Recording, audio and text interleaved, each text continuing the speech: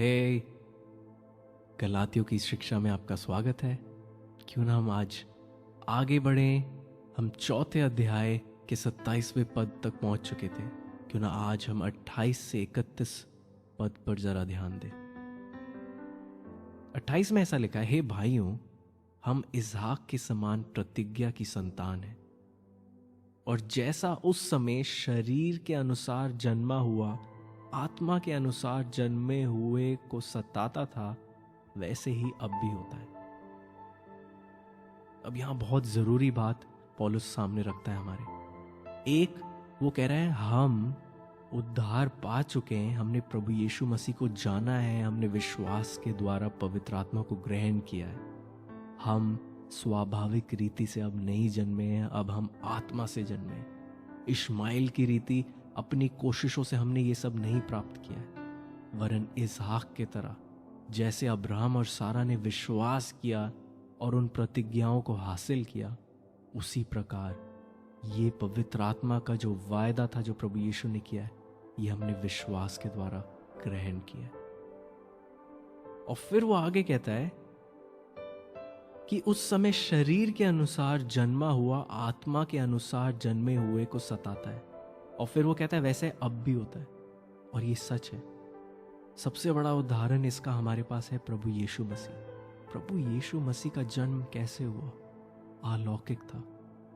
एक वायदा मिला किसको? मरियम को, कि तू पुत्र जनेगी। वो कुंवारी थी, उसने विश्वास किया और विश्वास के द्वारा पवित्र आत्मा की सामर्थ्य के अनुसार प्रभु यीशु को मरियम ने जन्मा। और क्योंकि वो आत्मा के द्वारा जन्मा गया था, जो कोई व्यवस्था का पालन करता था, फरीसी, सद्दूकी, ये सारे लोग क्या करते थे? उसका पीछा करते थे, उसके साथ बुरा व्यवहार करते थे, बुरी बुरी बातें बोलते थे उसके बारे में, उसको अपमानित करते थे। आज भी ऐसा है, जो विश्वास से जीता है, व्यवस्था के अधीन जीने वाले उनका पीछा करते हैं, उनके साथ बुरा व्यवहार करते हैं, छोटी छोटी बातों को सामने लाते हैं। देखो, तुम ये सब नहीं करते अपने दिनचर्या जीवन में, ये गलत है। तुम क्यों नहीं ऐसे प्रार्थना करते? तुम क्यों नहीं ऐसे वचन पढ़ते जैसे हम करते हैं? मैं हैरान हो जाता हूं जब मैं इन बातों को सुनता हूं। लोग कहते हैं कि क्योंकि हमारे परिवार के सदस्य ये जो हम करते हैं ये नहीं करते, इसलिए इन्होंने उद्धार नहीं पाया, इनके लिए प्रार्थना कर दो। मैं हैरान हूं, क्या हम अपने कार्यों और कर्मों से उद्धार पाया है हमने, या विश्वास के द्वारा? मुझे विश्वास करना है। अगर मेरे परिवार में कोई है जो मेरा विरोध कर रहा है, क्या हो सकता है वो शायद विश्वास और अनुग्रह का विरोध नहीं कर रहे, वो व्यवस्था का विरोध कर रहे, वो हमारी रीति और जो हमने परंपरा बना दिया इस वचन को लेकर, अपने रूटीन को लेकर, शायद उसका विरोध करते हैं हम।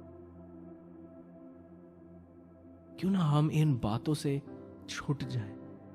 क्यों ना हम अपने आप को इस एहसास में आज ले आएं कि हम विश्वास के द्वारा जन्मे हैं, विश्वास के द्वारा ही हम जीते हैं। हमारी अपनी कोशिशों से हम कुछ नहीं कर पाएंगे, वरन इश्माइलों को खड़ा करेंगे। पर जब हम पवित्र आत्मा के साथ एक होकर चलते हैं, हम इसहाक को उत्पन्न करते हैं, हम परमेश्वर के वायदों को जन्म देते हैं इस पृथ्वी पर और उसको पूरा होते देखते हैं।